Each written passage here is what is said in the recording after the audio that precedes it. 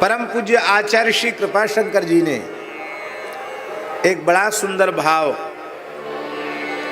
पंडित श्री राम कुमार जी का लिखा है, काशी के पंडित जी का। उन्होंने कहा भगवान ने भुजा क्यों उठाई, भुज उठाए प्रणकीन।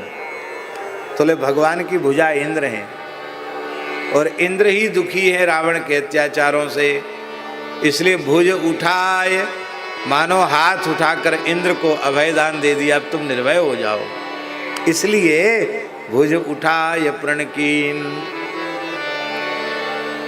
इन बाहुन ते बध करब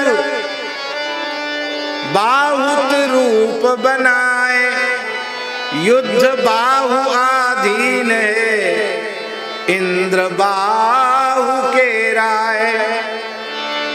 बध करी ऊपर पठाई हो पन करवे की रीति, वीरन में भुज पूज्य है भुजन राखियो नीत। वो कथा हम पहले कह चुके हैं, इसलिए उसका फिर से स्मरण नहीं कराएंगे। श्री किशोरी जी ने कहा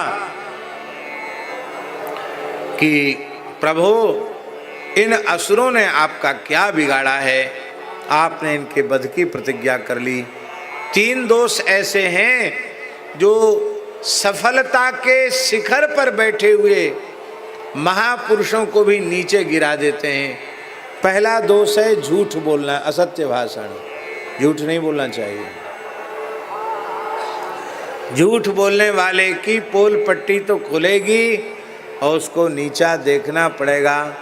और एक झूठ को सत्य साबित करने के लिए, शास्त्री जी, एक झूठ को सत्य साबित करने के लिए सैकड़ों झूठ बोलने पड़ेंगे, फिर भी झूठ झूठ में रहेगा।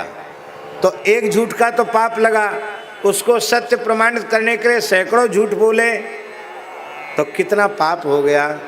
इसलिए झूठ मत बोलो, सत्य बोलो। लोग कहते कलयुग है, सत्य से काम नहीं चलेगा, झूठ बिना काम नहीं चलेगा। हमारे महाराज जी कहते थे ये बात बिल्कुल झूठी है, झूठ बिना काम नहीं चलेगा, सत्य के बिना काम नहीं चलेगा। कैसे? आप किसी व्यक्ति से झूठ बोलते हैं तो क्या यह बताकर झूठ बोलते हैं कि हम तुमसे झूठ बोल रहे हैं? ये तो नहीं बताते हैं। झूठ को, असत्य को सत्य के रूप में प्रस्तुत करके ही आप अपना काम बनाते हैं। तो झूठ से काम चला कि सत्य से?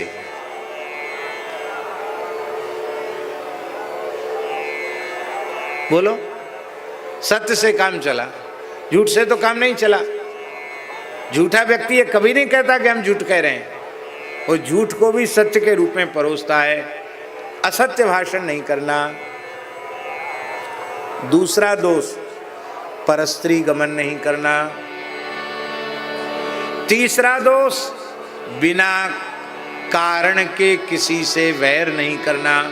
अकारण वैर नहीं करना, अकारण क्रोध नहीं करना। तो प्रभु पहला दोष तो आप में है नहीं।